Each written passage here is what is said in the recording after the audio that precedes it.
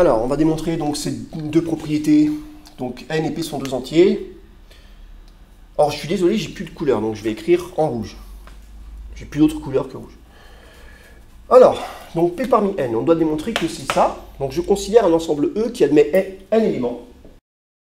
Donc on peut considérer par exemple une urne avec n boules et de combien de manières puis-je prendre p boules simultanément dans cette urne. Donc de combien ai-je de manières de le faire. Donc c'est p parmi n. Alors on va faire un petit exemple pour comprendre. On va prendre un cas particulier avec 4 éléments. Je vais regarder le nombre de 3 listes d'éléments distinctes de E'. Ça, je sais le calculer. Il faut regarder donc un petit peu plus haut dans le cours. C'est factoriel 4 sur factoriel 1. Qu'est-ce que ça représente? Donc, c'est le nombre de 3 listes d'éléments distinctes de E'. Si par exemple, j'avais une course entre, imaginons que ce soit une course entre ces 4 personnes, et bien ça nous donne tout simplement le nombre de podiums possibles. Donc 4 x 3, 12, 12 x 2, ça fait 24. Et donc pour comparer, je vais regarder 3 parmi 4, le nombre de sous-ensembles à 3 éléments de prime, donc ça ne devrait pas être très long. Prendre 3 éléments parmi 4, ça signifie ne pas en prendre un.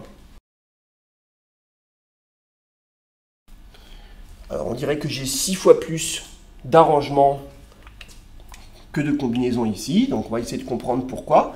Si je prends par exemple bien ce sous-ensemble ici avec 3 éléments, ce sous-ensemble de E à 3 éléments, donc x1, x2, x3, de combien de manières ai-je ordonné ces éléments-là?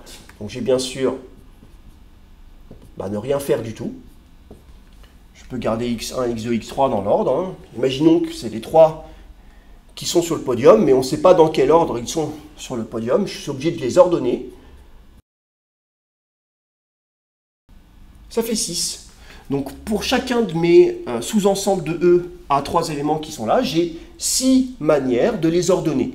On retrouve bien le nombre d'arrangements. 6 x 4, 24.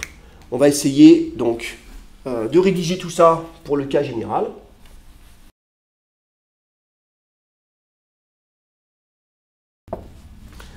Donc à chaque fois que j'ai une partie de E à P éléments, j'ai factorié le P façon d'ordonner ces éléments. C'est le nombre de permutations d'un ensemble à P éléments. On obtient donc ANP, c'est donc P parmi N multiplié par factoriel P. Ce qu'on voulait démontrer. Le deuxième. Considérons I un entier entre 1 et N. On va appeler AI le nombre de parties de E qui admettent P éléments et qui contiennent l'élément XI. Donc j'ai l'ensemble E qui est là, qui admet toujours N éléments, on suppose. Et quelque part, entre X1 et Xn, ici quelque part, je vais avoir l'élément XI. Donc AI, c'est les parties AI, c'est les parties de E à P éléments qui contiennent l'élément XI. BI, c'est les parties de E à P éléments qui ne contiennent pas l'élément XI. Et donc, d'une part, les parties de E qui admettent P éléments, donc c'est P parmi N, je peux les regrouper en deux groupes, ceux qui contiennent l'élément XI et ceux qui ne contiennent pas l'élément XI. Je n'aurai pas de troisième groupe, et l'intersection entre ces deux ensembles ici est bien sûr vide. Ce sont deux ensembles disjoints. Donc P parmi N, eh bien c'est cardinal de AI plus, cardinal de BI. AI, c'est le nombre de parties de E à P éléments qui contiennent l'élément XI.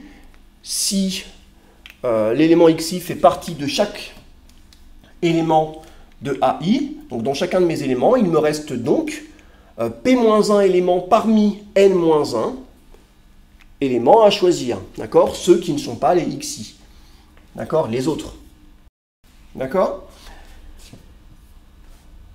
BI, donc c'est les parties de E à P éléments qui ne contiennent pas l'élément xi. S'ils ne contiennent pas l'élément xi, j'ai donc p éléments à choisir, j'ai toujours p éléments à choisir, mais parmi les n-1 qui ne sont pas xi. Voilà la relation de Pascal.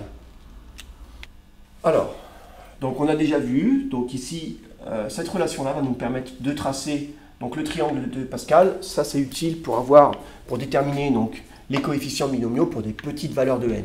Au-delà de n égale 12, il est préférable d'utiliser l'outil informatique, bien sûr. On a vu déjà que si p était supérieur à n strictement, et bien ici, le nombre de... donc p parmi n va être nul, donc inutile de remplir toutes les cases pour lesquelles p est supérieur strict. Voilà, en général on ne met rien du tout, moi je mets des croix ici, ce qui signifie on ne met rien. D'accord? Donc à chaque fois que n égale p, ça fait 1. J'ai n boules dans une urne, j'ai qu'une seule manière de tout prendre, simplement tout prendre.